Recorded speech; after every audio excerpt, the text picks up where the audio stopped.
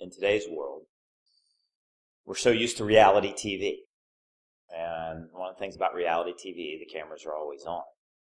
And we're used to performing or entertaining or trying to impress people. And I have this belief that when the cameras go off, that's where you find the true person. My dad was a heck of a storyteller. And he loved to tell great jokes, great stories, and he loved to entertain the party. So when the cameras were off, it was very important for me to be able to tell the world, to tell his eulogy, and to find his love and what made him beautiful. Because I believe that all of us have that deep down beauty within us. There's a verse in the Bible, and it says in 1 Corinthians 13:13, now these three remain: faith, hope, and love. The greatest of which is love. And when you find a person's love, when they act out of love, when they were serving humanity out of love, you find their truth. For my dad, I found his love, and I found his beauty inside of these three stories. The first story is I was 6 years old, and my dad would always take me running every weekend around Rhodes College. So that's a little over 3 miles. And I was 6 years old, and trust me, the legs were very little, and they had to turn over a bunch of times in order to keep up with my 5'9" dad. And I remember there was this particular time, and I had the side stitch, and it was very hard to breathe. And I was like, Dad, it hurts, I want to stop, I can't, I don't want to stop. And he was just keep going. And I just kept complaining.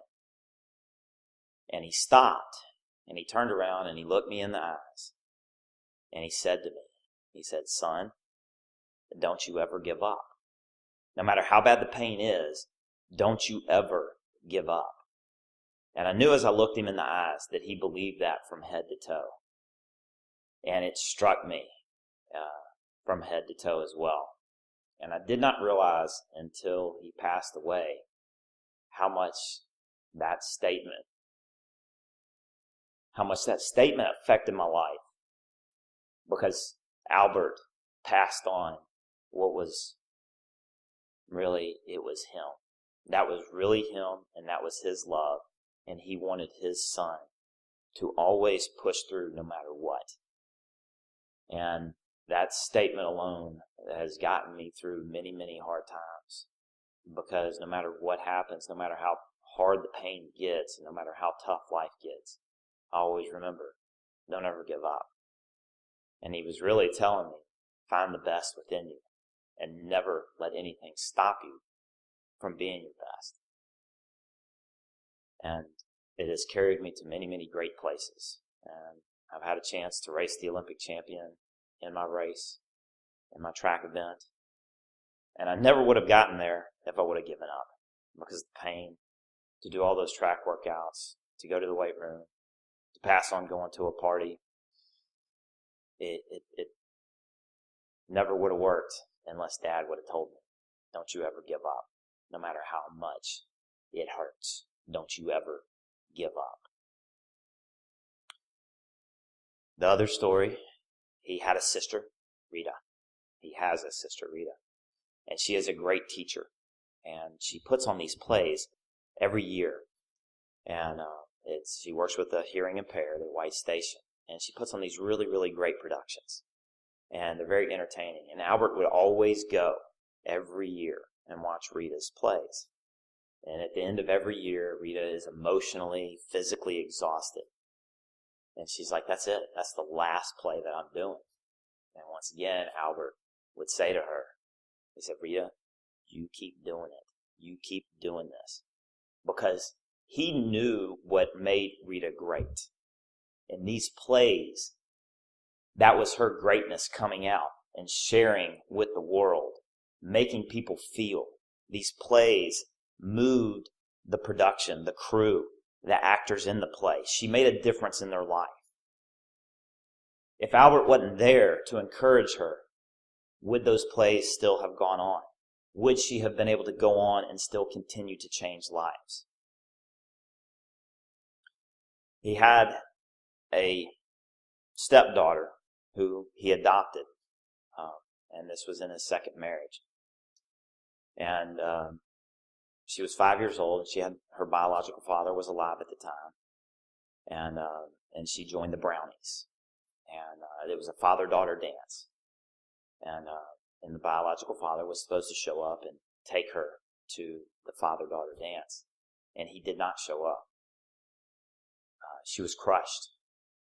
Dad stepped in and took his stepdaughter to the dance and became her father from that point forward. And in this day and age, we don't have to become anybody's parent. Even when we have our own biological children, we don't have to be their parent. But he did, and he was. He gave of himself. He gave out of his heart, out of his love. He gave his heart to her as a father. And it made a difference. Because today, she's still married. She's never been divorced. Married for 13 years.